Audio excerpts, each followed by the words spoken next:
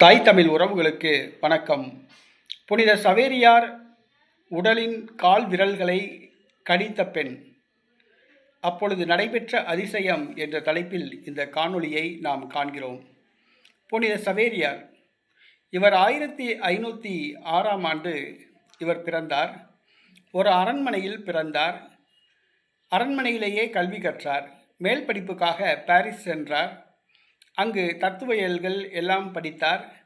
லைலா இஞ்ஞாசியார் இவருக்கு நண்பரானார். இவர்கள் இணைந்து இயேசு சபையை உருவாக்கினர். திருத்தந்தையை சந்தித்த பின்பு கிறிஸ்தவ மதத்தை பரப்புவதற்காக உலக நாடுகளுக்கு பயணமானார். இவர் இந்தியாவிற்கு வந்தார். கன்னியாகுமரி, மணப்பாடு, கோவா ஆகிய பகுதிகளில் இவர் பணியாற்றினார். இவர் சீனாவில் 1552 இவர் காலமானார். அவருடைய உடலை அவருடைய நண்பர் அடக்கம் செய்துவிட்டு சென்றார்.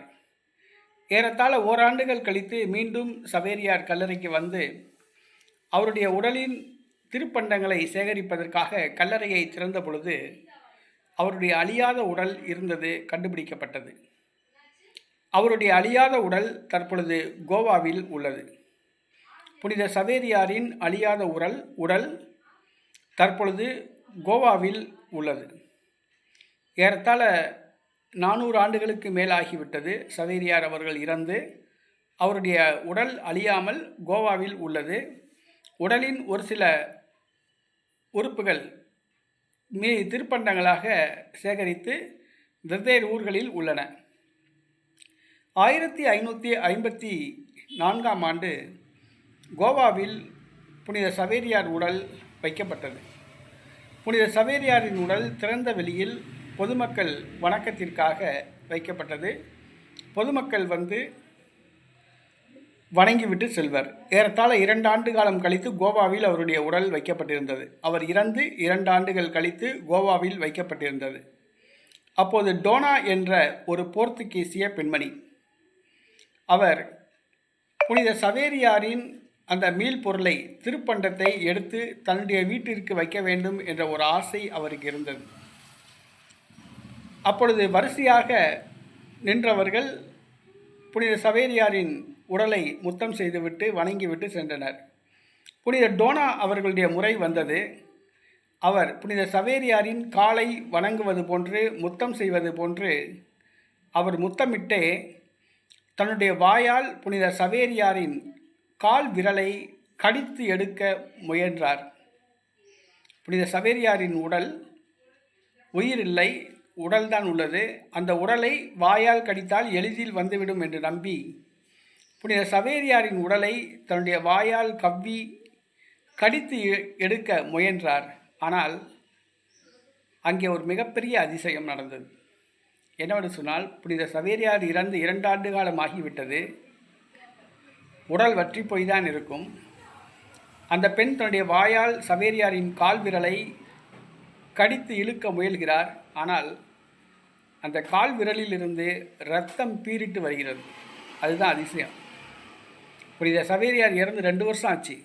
ஆனால் அவருடைய உடல்லேருந்து ரத்தம் வெளியே வருது. ஒரு சாதாரண ஒரு உயிருள்ள மனிதரை கடித்தா எப்படி ரத்தம் வெளியே வருமோ அதே மாதிரி ரத்தம் வருது. அப்பொழுது அங்கிருந்த பாதுகாப்பு வீரர்கள் உடனடியாக பார்க்கிறார்கள். ஏதோ அசம்பாவிதம் நடந்துவிட்டதாக கூறி படார் என்று வேகமாக வருகிறார்கள். வந்து அந்த பெண்மணியை தனியாக அழைத்து சென்றுவிட்டு பார்க்கிறார்கள். புனித சவேரியாரின் கால் விரலில் இருந்து இரத்தம் வந்தது. இது ஒரு மிகப்பெரிய அதிசயம். இன்றைக்கி நிறைய பேர் சொல்கிறாங்க, அது எப்படி அழியாத உடல் அப்படின்றாங்க. பதப்படுத்தியிருப்பாங்க, கெமிக்கல் போட்டு பாதுகாத்திருப்பாங்க அப்படின்பாங்க. கெமிக்கல் போட்டு பாதுகாத்தா ரத்தம் வருமா? எந்த ஒரு புனிதருடைய உடலும் கெமிக்கல் போட்டு பாதுகாக்கப்படுவது கிடையாது. இயற்கையாகவே மரணமடைகிறார்கள், இயற்கையாகவே அடக்கம் செய்யப்படுகிறார்கள். அது கடவுளுடைய சித்தம். ஒரு சில புனிதர்களுடைய உடல் அழியாமல் இருப்பது கடவுளுடைய விருப்பம். அதனால் அந்த உடல் அழியாமல் இருக்குது. காலம் காலமாக வந்து அது வந்து சாட்சியாக வந்து இன்றைக்கி அந்த உடல் வந்து கோயிலில் வச்சுருக்காங்க, மறைப்பணிக்கு சாட்சியாக. சவேரியாரின் உடல் அந்த கால் விரலை கடித்த உடனே ரத்தம் பீறிட்டு வந்தது. அது மிகப்பெரிய அதிசயம். அந்த கால் விரல் தனியாக எடுக்கப்பட்டது. தற்பொழுது சவேரியார் அவர்களுடைய சொந்த ஊரில் அது திருப்பண்டமாக வைக்கப்பட்டுள்ளது. இது மிகப்பெரிய அதிசயம்.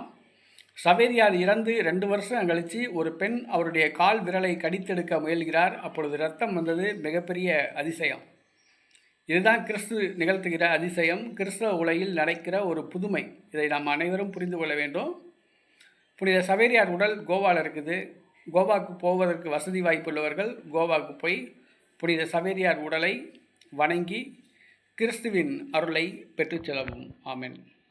தாய் தமிழ் உறவுகளே, சண்டே ஃப்ரெண்ட்ஸ் மினிஸ்ட்ரி சார்பில் ஏழை மாணவிகளுக்கு உதவுகிறோம். 2 ஏழை மாணவிகள் 11ஆம் வகுப்பு படிக்கிறார்கள். அவர்களுக்கு தேர்வு கட்டணம் 300 ரூபாய் கட்டணம்.